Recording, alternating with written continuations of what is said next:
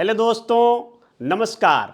मैं आज फिर से हाजिर हूँ अफसरनामा के 9वें एपिसोड के साथ।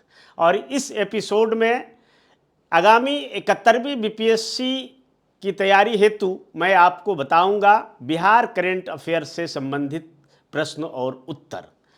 आपकी सुविधा के लिए मैंने इसे प्रश्नोत्तरी यानी एमसीक्यू फॉर्म में ढाला है और इसके अंतर्गत 71वीं बीपीएससी पीटी में पूछे जाने वाले एक्सक्लूसिव करंट अफेयर्स के सवालों के जवाब प्रस्तुत करूंगा। तो आइए चलते हैं सवाल पर। तो आज का जो पहला सवाल है वो आपके स्क्रीन पर ये रहा। पहला सवाल है, बिहार सरकार ने किस आयोग का गठन पहली बार किया है? बिहार सरकार ने एक ऐसे आयोग का गठन किया है जिससे कि काफ़ी दूरगामी परिणाम निकलेगा और बिहार के जो श्रम बल हैं उसको सहेजने में, उसको निखारने में काफ़ी मदद मिलेगा। तो चलिए, इस आयोग का क्या नाम है? तो इस आयोग का नाम है बिहार युवा आयोग। बिहार युवा आयोग। बिहार युवा आयोग का गठन का निर्णय लिया है बिहार सरकार ने और इसकी संख्या कितनी होगी, यानी इस आयोग में जो सदस्यों की संख्या होगी वो 10 होगी। 10 में से एक होगा अध्यक्ष, 2 उपाध्यक्ष और 7 अन्य सदस्य होंगे। उद्देश्य क्या होगा? तो बिहार युवा आयोग के गठन के पीछे उद्देश्य है युवाओं को आत्मनिर्भर बनाना और उन्हें रोजगार उन्मुखी बनाना, यानी युवाओं का विकास और उसके पर्सनालिटी डेवलपमेंट इस प्रकार से किया जाएगा कि वे आत्मनिर्भर हो सके और रोजगार उन्मुख वो कोर्स करके, पढ़ाई करके खुद ब खुद रोजगार जनरेट करें। इसलिए युवाओं को इस स्तर पर तैयार किया जाएगा बिहार युवा आयोग के द्वारा। अब चलिए दूसरा प्रश्न पर चलते हैं। तो दूसरा प्रश्न है, भारतीय डाक विभाग ने बिहार के किन जीआई टैग उत्पादों के लिए हाल ही में डाक टिकट जारी किया है? तो आपके मन में सवाल उठता होगा कि भाई जीआई टैग क्या है, इसका भी चर्चा हम आगे करेंगे।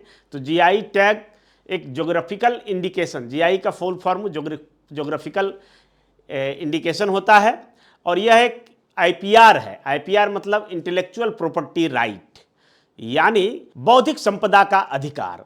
और बौद्धिक संपदा के अधिकार के अंतर्गत कई आइटम्स है, कुल 8 आइटम्स है। मैं बौद्धिक संपदा अधिकार पर क्लास भी लूँगा, उसमें मैं विस्तार से बताऊँगा।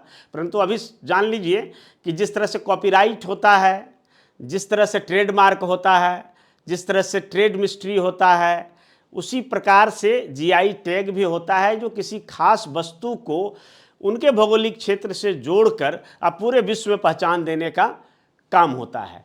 तो बिहार के जो 4-5 उत्पाद हैं उनके लिए भारत सरकार ने डाक टिकट जारी किया है। तो आइए देखिए वो कौन से उत्पाद हैं। तो ये देखिए, जो 5 उत्पाद हैं वो उनमें से है शाही लीची, जर्दालू आम, कतरनी चावल, मगही पान और मखाना। ये 5 ऐसे उत्पाद हैं जिन्हें जीआई टैग प्राप्त हुआ है। ये बीपीएससी की पीटी परीक्षा के दृष्टिकोण से काफ़ी महत्वपूर्ण है। ये 5 आप याद कर लीजिए। और जीआई टैग, जीआई मतलब ज्योग्राफिकल इंडिकेशन, यानी भौगोलिक संकेतक इसको हम हिंदी में कह सकते हैं। और इन उत्पादों को विश्वस्तरीय पहचान दिलाने के लिए जीआई टैग प्रदान किया गया है। और जो डाक टिकट जारी किया है वो कितने कीमत का होगा? तो 5 रुपये का डाक टिकट जारी किया गया है भारत सरकार द्वारा। चलिए अब आगे चलते हैं। तीसरा सवाल, विश्व की सबसे बड़ी सिंगिंग बाउल संगीति का आयोजन कहाँ किया गया? विश्व की सबसे बड़ी सिंगिंग बाउल संगीति का आयोजन कहाँ किया गया? तो संगीति शब्द से ही आप अंदाजा लगा लीजिए कहाँ किया गया होगा। ये बौद्ध धर्म से जुड़ा हुआ है और बौद्ध धर्म से जुड़ा हुआ केंद्र जो है, इसका उत्तर हम देखते हैं क्या होगा। तो महाबोधि मंदिर। महाबोधि मंदिर गया बिहार में सिंगिंग बाउल संगीति का आयोजन किया गया। इसकी उपलब्धि यह है कि यह Guinness book of world record में दर्ज हुआ है। क्यों दर्ज हुआ है? क्योंकि इसमें भाग लेने वाले भिक्षुओं की संख्या कितनी थी? 375 भिक्षुओं ने भाग लिया और सिंगिंग बाउल संगीति का आयोजन को सफल बनाया। चलिए अब अगले प्रश्न पर चलते हैं। तो अगला प्रश्न है, चौथा प्रश्न है, मिसेज बिहार 2025 का खिताब किसने जीता? मिसेज बिहार 2025 का खिताब किसने जीता? आइए इसका उत्तर पर गौर करते हैं। तो मिसेज बिहार खिताब जीतने वाली हैं ऐश्वर्या राज और इनकी उम्र है 24 वर्ष। और सबसे खास बात ये है कि ये संबंधित हैं तरारी भोजपुर, तरारी विधानसभा जो है वो भोजपुर जिला में पड़ता है, से भाजपा के जो विधायक हैं विशाल प्रशांत, उनकी पत्नी है और 24 साल की उम्र में इन्होंने ये खिताब जीता है। बहुत गौरव की बात है। चलिए आगे चलते हैं, अगला सवाल लेते हैं।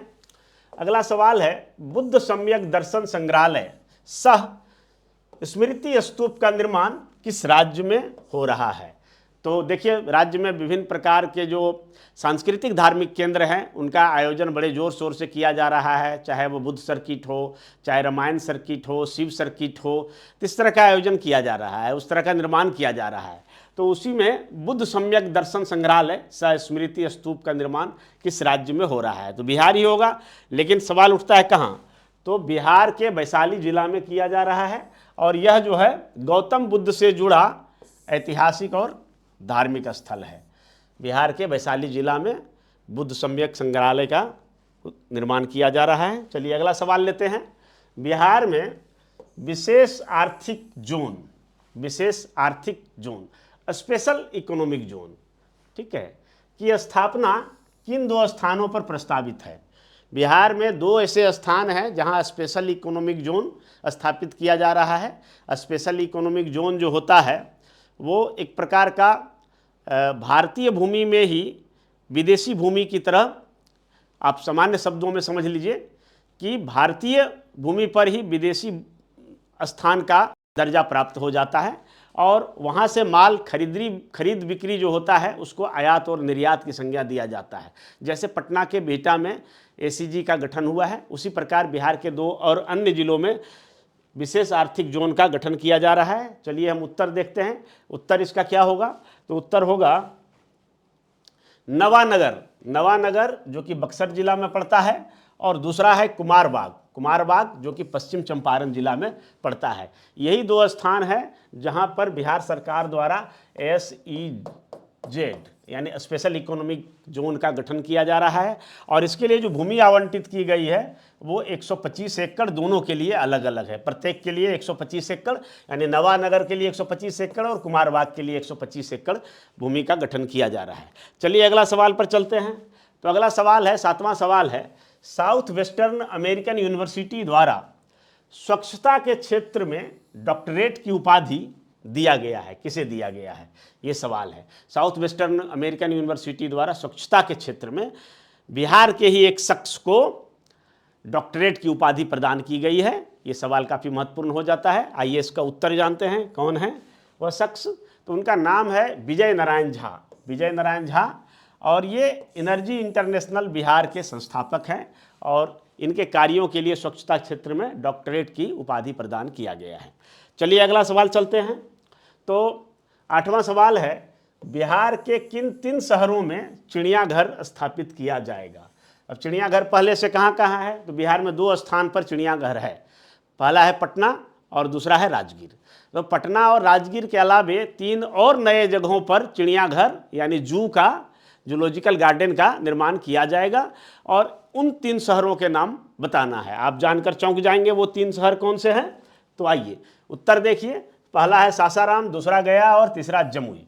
सासाराम, गया और जमुई में जूलॉजिकल गार्डन अर्थात चिड़ियाघर का निर्माण किया जाएगा। ये सरकार की बहुत बड़ा कदम है। और आपको मैं बता दूं, पिछले क्लास में मैंने बताया भी था कि 3 तारामंडल भी प्रस्तावित है। 3 तारामंडल का भी निर्माण किया जाएगा। पॉलिटेक्निक कॉलेज में तकनीकी और शिक्षा को बढ़ावा देने के लिए तारामंडल का निर्माण किया जा रहा है। और ये तारामंडल कहाँ होगा, तो ये तारामंडल होगा पूर्णिया, मोतिहारी और जमुई। ठीक है, अब देखिए जमुई कितना लक्की है। जमुई को बहुत बड़ा गौरव मिला है। गौरव की बात है कि जमुई में चिड़ियाघर और तारामंडल दोनों ही स्थापित किए जाएंगे। इस तरह से जमुई जिला विकास के नए पायदान पर चढ़ते हुए दिखाई दे रहे हैं। तो आंसर क्या होगा, चिड़ियाघर होगा सासाराम, गया और जमुई में, जबकि तारामंडल होगा पूर्णिया, मोतिहारी और जमुई में। चलिए अब अगला सवाल पर आते हैं। तो अगला सवाल, 9वां सवाल आपके लिए ये है कि भारतीय मूल के कनिष्क नारायण किस देश के सांसद यानी MP चुने गए हैं। ठीक है, भारतीय मूल के कनिष्क नारायण जो कि किसी विदेशी देश के सांसद चुने गए हैं, बहुत कम उम्र में चुने गए हैं। ये बिहार के लिए गौरव की बात है। तो किस देश के लिए चुने गए हैं, आइए इसका उत्तर जानते हैं। तो उत्तर होगा ब्रिटेन, ग्रेट ब्रिटेन। जिस ग्रेट ब्रिटेन ने कभी हमारे ऊपर वर्षों तक शासन किया, 200 वर्षों तक शासन किया था, वहाँ पर पिछले दिनों आपने देखा होगा कि भारतीय मूल के एक व्यक्ति प्रधानमंत्री बन गए, ऋषि सुनक, और वहाँ पर भारतीय सांसदों की भी संख्या अच्छी खासी है। तो उनमें से ब्रिटेन के लेबर पार्टी से कनिष्क नारायण सांसद चुने गए हैं, जिनका जन्म जो है मुजफ्फरपुर बिहार में हुआ था। और मुजफ्फरपुर में एक मोहल्ला है दामूचक मोहल्ला, तो दामूचक मोहल्ला में इनका जन्म हुआ था। 12 साल तक ये बिहार में रहे। उसके बाद इनके पिता जो है दिल्ली चले गए, दिल्ली से एक कॉन्वेंट स्कूल में इनकी पढ़ाई हुई और फिर वो वकालत करने के लिए वेल्स चले गए। तो इंग्लैंड के वेल्स में वे रहे और वहाँ से स्टैनफोर्ड यूनिवर्सिटी से ये कनिष्क नारायण ने पढ़ाई किया और उसके बाद राजनीति में प्रवेश कर गए। और ये वेल्स के प्रथम अल्पसंख्यक एमपी यानी first minority member of parliament चुने गए हैं। तो इसके लिए बिहार वासियों में गर्व की बात है, खास करके मुजफ्फरपुर के लिए। चलिए अब इस सीरीज का, इस एपिसोड का अंतिम सवाल लेते हैं और वो है 10वां सवाल कि जीएसटी दर को रेगुलेट करने के लिए, जीएसटी दर के लिए जो रेट है, रेट पर हमेशा जो है बातचीत होते रहता है, विवाद होते रहता है कि कई वस्तुओं को रेट ज़्यादा है, जैसे कि गाड़ी और सीमेंट पर जो जीएसटी रेट है वो 28% है, तो वो कम होना चाहिए। तो अभी आप देखे होंगे कि जीएसटी में कितने रेट हैं। तो जीएसटी में आप देखेंगे तो अगर रेट की बात करें तो मूल रूप से 4 रेट है, ठीक है। एक 5% है, एक 12% है, तीसरा 18% है और चौथा 28% है। ये 4 रेट है और इसके अतिरिक्त कुछ स्पेशल रेट है, जैसे 1% भी है, 6% है, सोना पर 3% है, 6% है, ये सब स्पेशल रेट है। लेकिन ये कॉमन जो 4 रेट है, यही 4 रेट है। लेकिन भविष्य में आपको यह भी बता दूं कि ये रेट 4 नहीं रह जाएंगे, ये घट के 2 हो जाएंगे। यानी कौन कौन रह जाएगा, तो 5 और 18 रह जाएगा। तो इसकी घोषणा प्रधानमंत्री ने कर भी दिया है कि दीपावली के आसपास जीएसटी दरों में संशोधन होगा।